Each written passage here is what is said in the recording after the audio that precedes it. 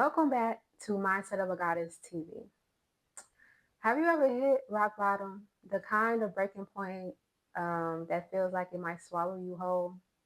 The moment when everything falls apart and you wonder if you'll ever come back? What if those darkest moments are actually the gateway to your biggest breakthroughs? You just have to walk through it. It comes with it when you choose evolution. Today, I am sharing how pain rewired my mind, how faith carried me, and how I rebuilt my life after losing almost everything. And these are the ages 25 and 26. At 25, I had plans to move to Atlanta with Deontay.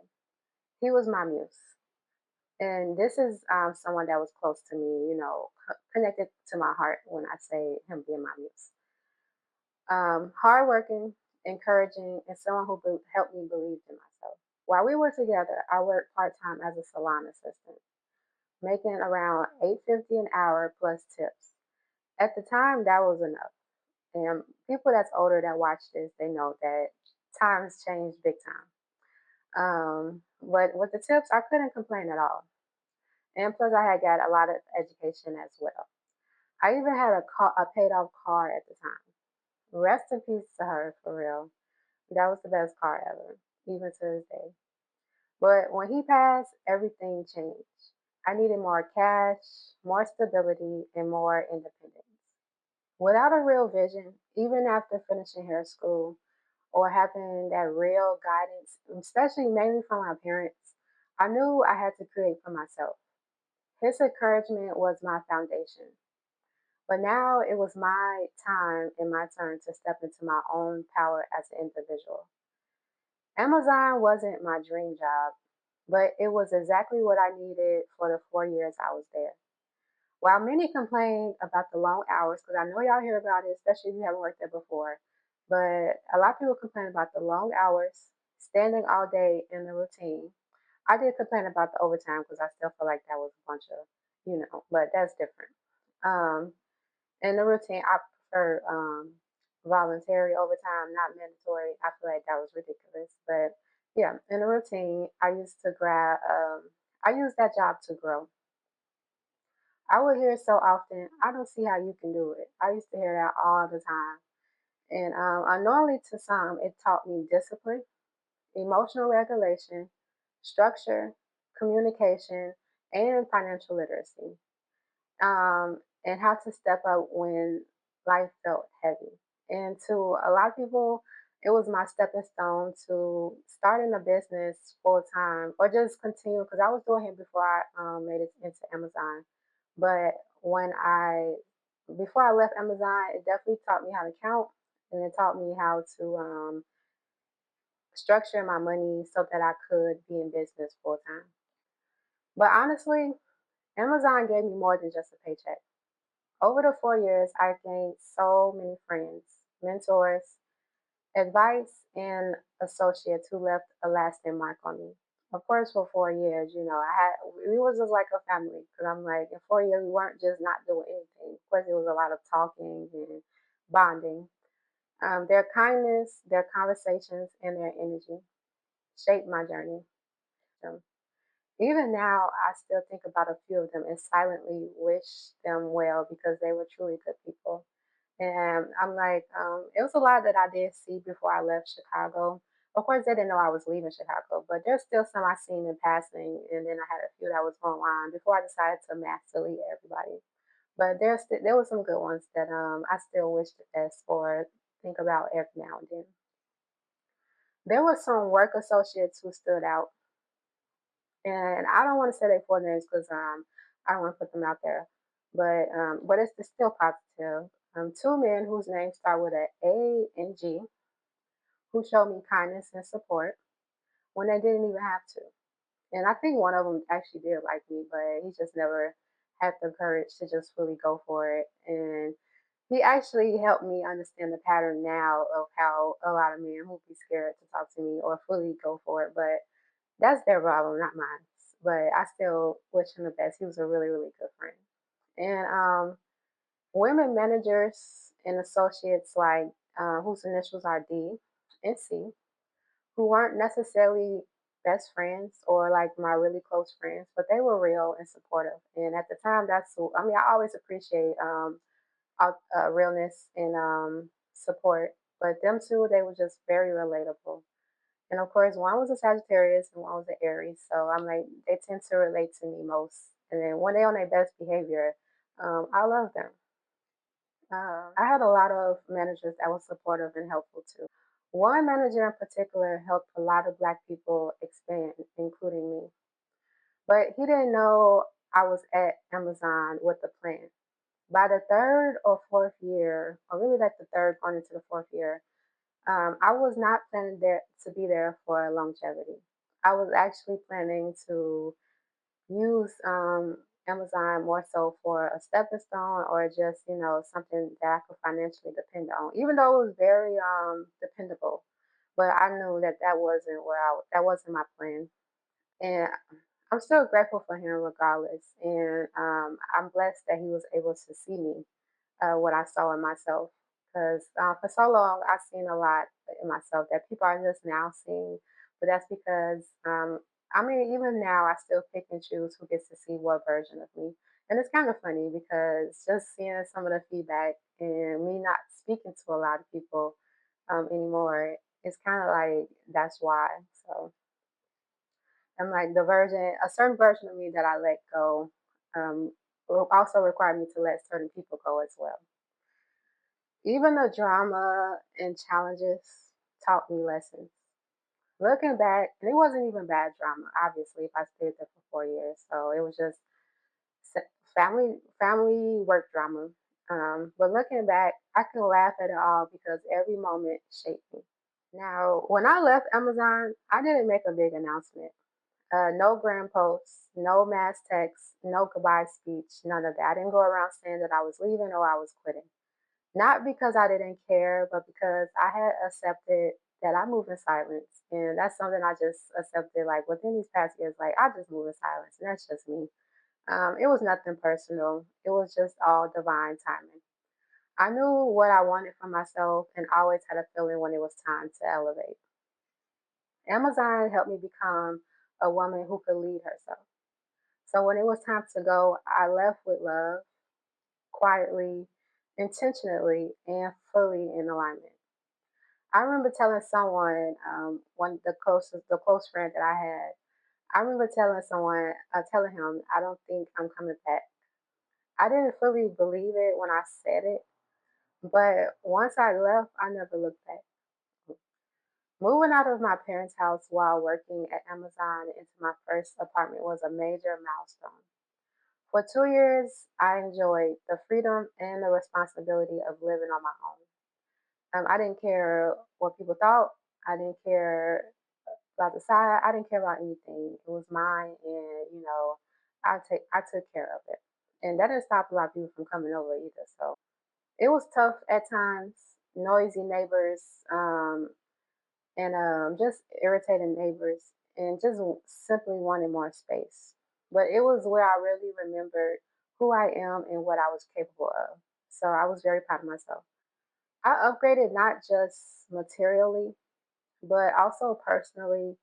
And I developed an entrepreneurial mindset and I gained a lot of financial literacy. Though my dad never expressed it openly, I felt his pride, especially during those years. My mom, on the other hand, didn't visit or support my achievements. And a lot of people would like to know how I knew stuff, and they swear it's just wisdom, intuition, and all that stuff. But no, they forget that I have eyes, and they forget that I have a brain. And when you put those two together, you get um, pattern recognition, and that's what a lot of people don't realize or take heed of. She didn't necessarily support a lot that I did, which was hard, but I never really took it personally. I always had like some type of excuse or I guess stay positive about it. So I kept my distance and stayed true to my path. So I guess as long as I was okay, then I was okay. As I got older, it started becoming not okay because I guess as I grow bigger or as I do more, you want that support or you just want someone, well, really your parents to be proud of you. And I didn't get that. And it was just getting worse and worse and actually more noticeable.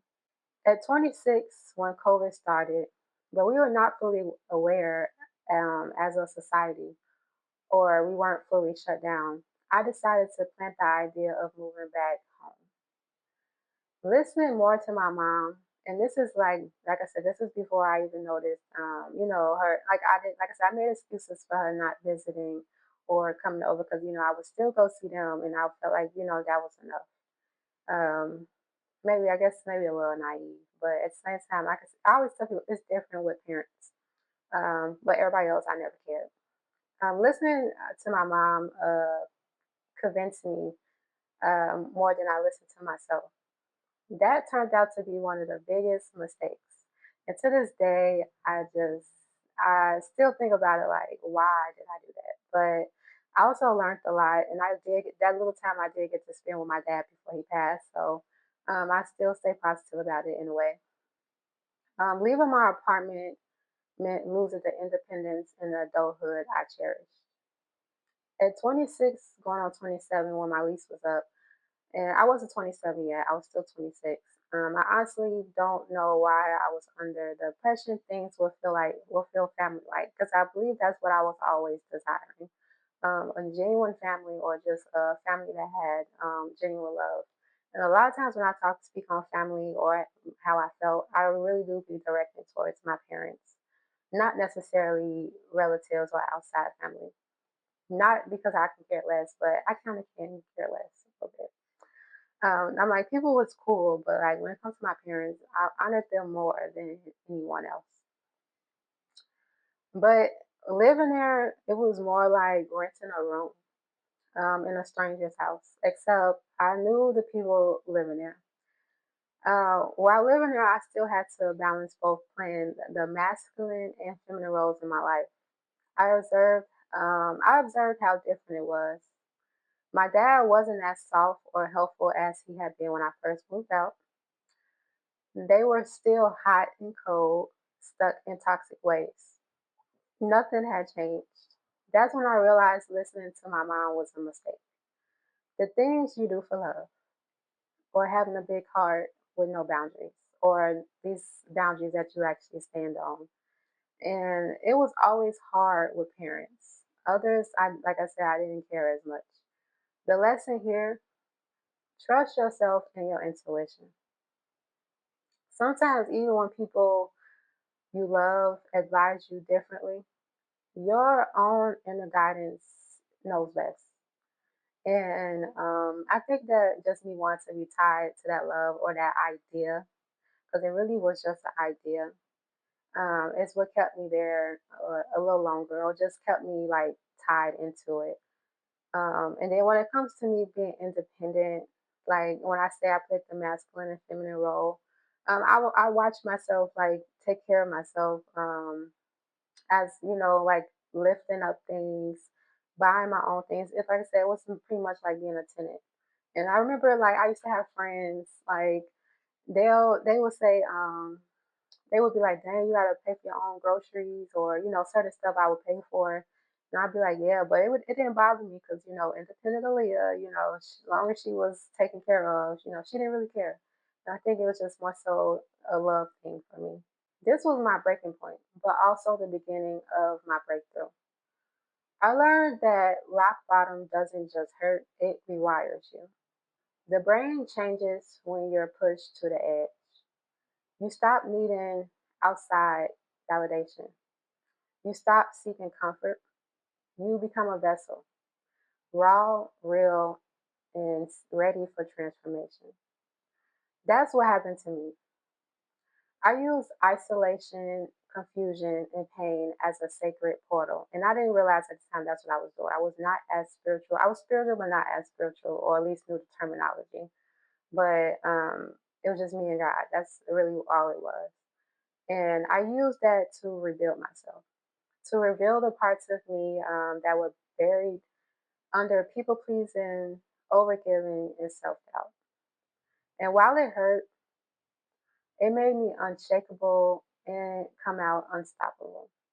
And it's funny, as I record this, because sometimes I do make little notes to what to say, because I could just keep going and going and just over talk. So But as I record this and as I wrote this, I kept getting it's always the ones closest to you, and I'm like that resonates with me so much.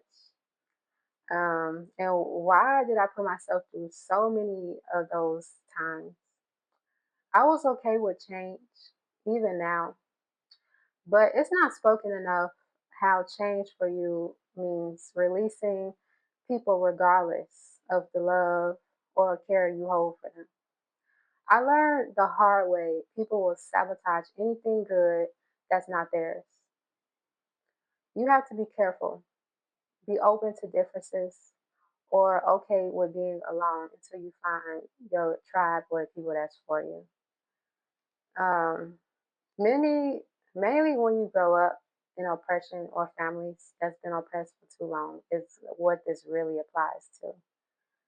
It's like a lot of people don't like to speak on it, but it's very different. And I know there's this thing of being rebellious or having a broken family, but it doesn't. It's not you. It's a lot of times it's just people not want to evolve.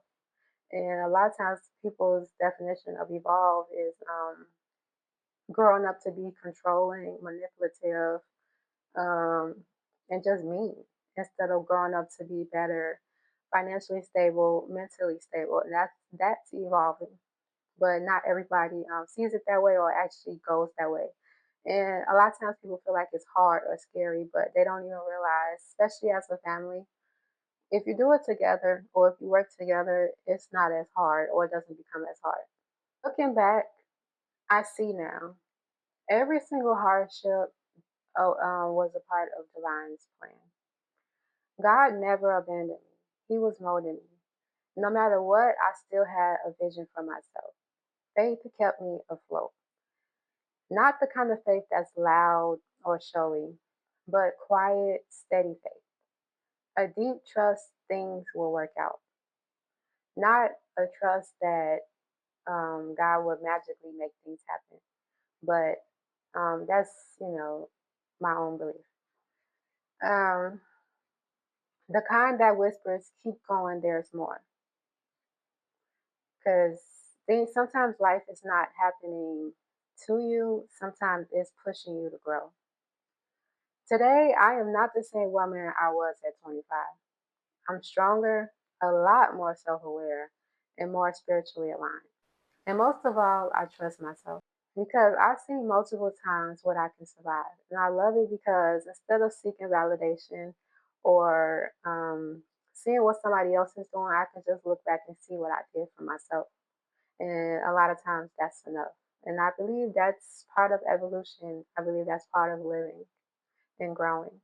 And now I know the pain and any betrayal or bad experience was never punishment. It was preparation, not to just to have an abundant life or, my dream life, but just so I can grow and be okay.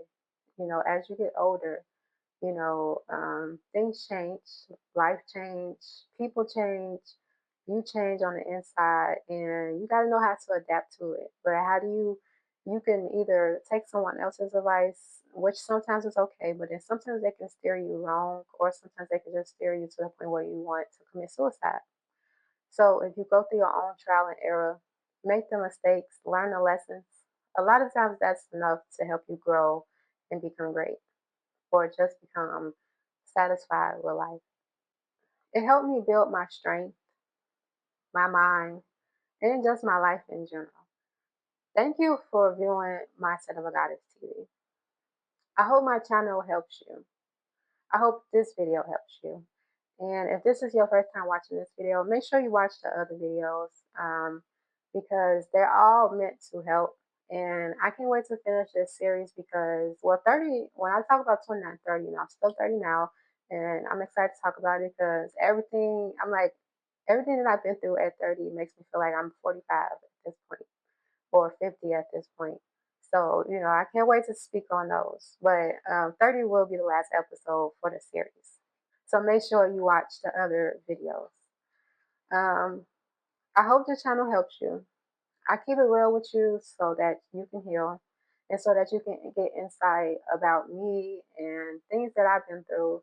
And It can inspire you to tell your own story, or it can just inspire you to grow and not be afraid, or just not focus on the illusions and actually just see life for what it is. And you are meant to evolve, not stay the same. Your healing matters, your growth is powerful. Make sure you like this video. Make sure if you're new to subscribe to this channel. If you already subscribed or you are a loyal watcher, I thank you, I love you, and God bless you. Don't forget to check the description box to subscribe to my audio library. That is to help you with your mental and to keep you on track. All audios are guided by me, so you get to hear more of me and me just motivate you and help you through any type of situation. You won't regret it if you subscribe to it. And the first 7 days is free. If you want to buy me a coffee, um, that's also in the description box. And also follow me on Instagram for my coaching services. So my coaching services is not to help you heal, but it's when you heal parts of you, when you become a self-aware and you want to thrive in your life and you want to do more. Then that's what my coaching is for. I help you stay balanced or become balanced so that you can do whatever you're trying to do, whether you're trying to move to another state, become the leader of your life, or simply just start a business. Either way, I'm here to help you with any major life transition. You have to transform yourself first before you can transform your reality. And of course, people always say, like, oh, I can still get things, there's nothing wrong. Or they think that just networking with every single person is going, or knowing people is going to get you where you are. But that just gives, there's a difference between getting visibility and knowing people and having some type of success versus actually having real stability. It's a very big difference. And just having knowledge and gratitude to the point where you don't have to work as hard or do as much or burn yourself out. And that's what my coaching is for. If you like this video, please make sure you like it. And I will see you in the next episode. Bye.